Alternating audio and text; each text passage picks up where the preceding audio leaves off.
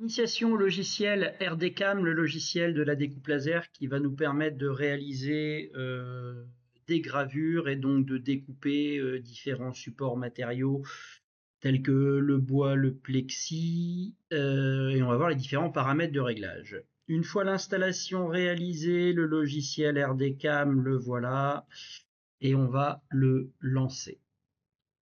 Le lancement s'opère relativement rapidement. Les éléments à vérifier par rapport à la machine que l'on possède, donc on peut reprendre la machine ici et ses caractéristiques dans voilà, la machine que l'on possède, on la retrouve ici. Et si on lit le descriptif technique de la machine possédée ici au lycée, on voit que les courses de la machine sont de 700 mm par 400 mm. Ça veut dire que dans tous les cas, il faut que votre logiciel soit paramétré pour la table qui doit correspondre à cette dimension. Dans le logiciel, c'est déjà le cas moi actuellement. Si je dois le vérifier, on va passer par configuration paramètres système. Et dans configuration ici, on va saisir pour la largeur 700 mm et pour la hauteur 400 mm. L'origine machine à vérifier aussi, mais normalement elle est toujours en haut à droite. Lorsque vous démarrez la machine, vous devez voir la machine qui s'initialise et qui fait ses prises d'origine, ses pommes, et elle doit se déplacer, la tête doit se déplacer en haut à droite. Par contre, l'origine pièce, je vous conseille par expérience de la mettre en haut à gauche, à l'opposé. La plupart du temps, c'est plus facile à régler, on part de la gauche, on a plus l'habitude de partir de la gauche pour aller vers la droite. Donc voilà les paramètres qu'il faut absolument vérifier.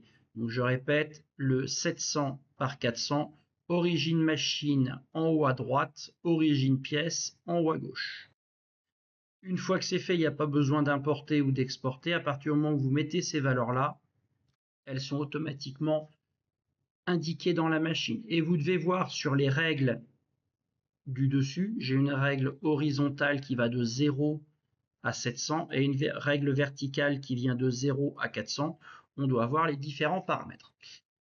En termes de réglage, c'est globalement les seuls éléments qu'il y a à régler pour pouvoir démarrer. Alors, on va voir tout de suite le principe de définition de forme directement dans le logiciel qui s'appelle Jambe 78 RDCAM. Il y a trois possibilités en termes de logiciel, enfin en termes de représentation et d'import. Soit on va importer directement un DXF depuis une photo et depuis le logiciel que l'on va découvrir ou qu'on a déjà vu par l'intermédiaire de PhotoFiltre et d'Inkscape, soit on va arriver depuis Katia, depuis un format DXF généré depuis une mise en plan, soit vous avez la possibilité de directement dessiner dans le logiciel. Alors, encore une fois, en fonction des éléments que vous avez à faire et des éléments que vous souhaitez faire, ça peut être plus ou moins simple à réaliser. Bon, là, la barre d'outils que vous retrouvez ici nous permet de réaliser certains éléments ici à l'intérieur. Donc, je vais démarrer globalement ici. Moi, je vais utiliser ces 5 boutons qui sont là et puis on verra ensuite pour la mise en forme. Premier bouton qu'il faut connaître, c'est le texte. Ici, si je veux saisir du texte à l'intérieur, vous avez la possibilité de choisir la police de caractères, par exemple. Ici, allez, on va passer en Lucia console et vous inscrivez votre texte en dessous. Lycée Jean Jaurès et on va mettre le code postal 9500 Argenteuil. Vous avez une police de base qui vous est indiquée ici, 8, mais vous pouvez modifier assez facilement l'ensemble. On valide par OK et vous vous retrouvez directement dans votre table, sur votre plateau, avec l'inscription qui est faite. Rappel, si à partir du moment où vous créez cet élément, il est automatiquement positionné dans un calque. Si je viens voir ici à droite en haut, je vois que la police et le texte a été inscrit dans la police, dans le calque noir, le premier calque qui a été créé. À l'intérieur, si je veux éditer le texte, je double-clique sur ma forme et j'ai la possibilité ici de copier, coller et faire ce que je veux au niveau des textes. J'ai déjà des textes ici. Ensuite, mon texte, si je souhaite l'étirer, je vais en bas dans un coin, peu importe si je suis en haut, en bas, à droite, à gauche, je vais dans un coin et je peux étirer mon texte. Globalement, je peux l'étirer de manière continue ou si je viens ici l'étirer, je peux l'étirer que dans un sens unique comme ceci. Je peux gérer ici. Si vous souhaitez garder la proportionnalité, on va sélectionner le cadenas et vous avez la possibilité ici de choisir directement les valeurs et de conserver la proportionnalité par rapport à ça. Si je regarde ici, il me l'a défini comme étant du scan, donc de la gravure. Si je double-clique ici à l'intérieur, j'ai des paramètres qui sont indiqués pour la gravure. Je peux vérifier les paramètres qui me sont proposés. À ce moment-là, je retourne dans la notice de la machine sur la dernière page et sur la dernière page de la machine, j'indique les paramètres de gravure si je suis dans du contreplaqué ou par exemple du PMMA ici.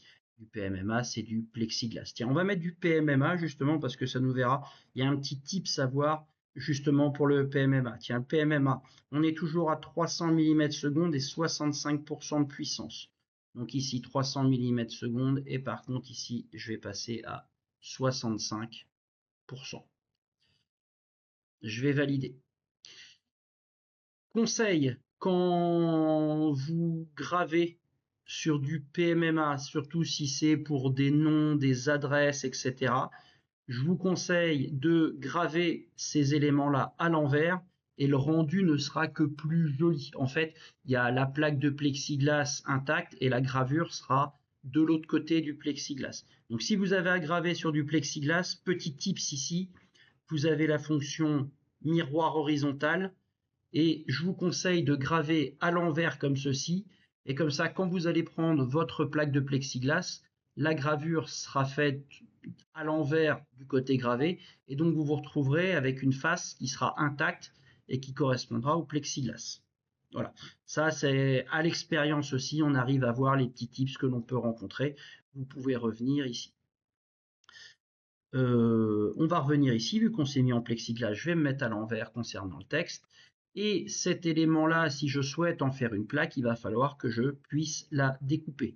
Pour pouvoir la découper, je vais créer un rectangle autour de ça. Donc là, ce que je vais faire, c'est que je vais me mettre dans une autre esquisse, dans un autre calque, à ce moment-là. Et j'ai dessiné mon rectangle. Je vois que mon rectangle, par défaut, il a été considéré comme étant du scan. Mais moi, je ne vais pas vouloir scanner à l'intérieur de ça. Ici, je vais lui dire que je vais couper. Si je coupe, il va falloir que j'aille vérifier dans mon tableau quand je coupe du PMMA ici. Il me demande de me mettre à 100% du laser avec une vitesse de 3. Donc ici, je vais me mettre ici à une vitesse de 3 mm par seconde et l'intensité du laser à 100%. 100%. Et je vais valider. À ce moment-là, on va voir que effectivement, il considère plus mon élément comme étant simplement un trait et j'ai la possibilité de le placer. Alors, là, j'ai deux calques qui se superposent. Si je veux positionner l'un par rapport à l'autre, attention, ça ne marche que sur des formes complètes, je vous le déconseille de faire quand vous avez des images.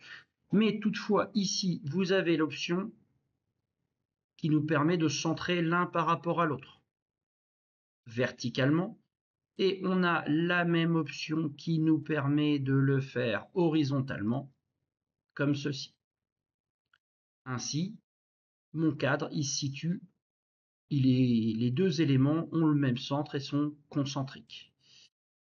J'ai réalisé ceci, je peux aller regarder l'aperçu. Voilà, il me donne l'aperçu global, il me dit que pour globalement la réalisation de cet élément, il me faut 7 minutes 49. Si je lance la simulation, il démarre bien évidemment par la réalisation de la gravure. Il démarre assez logiquement en fait par rapport à l'ordre des calques qui sont proposés. Donc il réalise d'abord la gravure de l'élément, puis derrière va se succéder en fait la réalisation de la découpe. On voit la croix bleue qui positionne et ensuite il vient réaliser la découpe. Alors les vitesses ne sont pas forcément celles qui correspondent au réel, mais dans tous les cas, on voit bien ici les coordonnées des points qui sont indiquées, la vitesse et la puissance. Voilà, et on voit bien que l'élément est réalisé, on a la progression, voilà, mon élément est généré. J'ai fini ma simulation, ça a l'air de fonctionner, je peux fermer directement l'aperçu. Deux dernières choses à faire. Déjà, premièrement, il serait peut-être intéressant de sauvegarder l'activité. Pour sauvegarder l'activité, fichier enregistré sous. Un seul fichier va être réalisé, c'est un fichier étoile.rld. Donc là, je vais l'appeler plaque JJA et je peux le sauvegarder. Donc là, si je sauvegarde, si par exemple je ferme mon logiciel, je réduis tout, je me retrouve avec le fichier plaque JJA. À partir du moment où je relance mon fichier, il me repropose automatiquement les éléments qui étaient contenus dans mon plateau, ainsi que les paramètres que j'avais réglés. Donc on n'a strictement rien perdu. Deuxième chose, c'est la génération du fichier RD, le fichier que l'on va mettre dans la machine. On clique dessus. Moi, j'ai tendance à indiquer le même nom. Mettre le même nom, c'est pas forcément grave car les extensions sont différentes. Il faut juste pas se tromper dans le fichier que vous allez mettre sur la clé. Mais l'avantage, c'est que ça vous fait un tri des fichiers qui est beaucoup plus simple. Sauvegarder. Enregistrer avec succès. Je regarde. Associé à mon fichier plaque.jja, j'ai bien un fichier .plaque.jja.rd dans lequel je vais bien retrouver l'ensemble des éléments. C'est ce fichier-là qu'il va falloir mettre sur la clé USB que l'on va utiliser ici ensuite par l'intermédiaire de la notice. La notice, c'est la page 11 que vous retrouvez ici. Dans la notice de la machine, transfert d'un programme depuis la clé USB. La notice, on la retrouve, page 11, ici. Transfert d'un programme, où on va derrière insérer la clé USB sur la machine et suivre les différentes procédures pour réaliser les éléments. Voilà, après c'est sur la machine et avec la notice que ça se passe, mais si on souhaite dessiner ici à l'intérieur du logiciel, c'est possible de le faire directement et pas besoin de retouches particulières.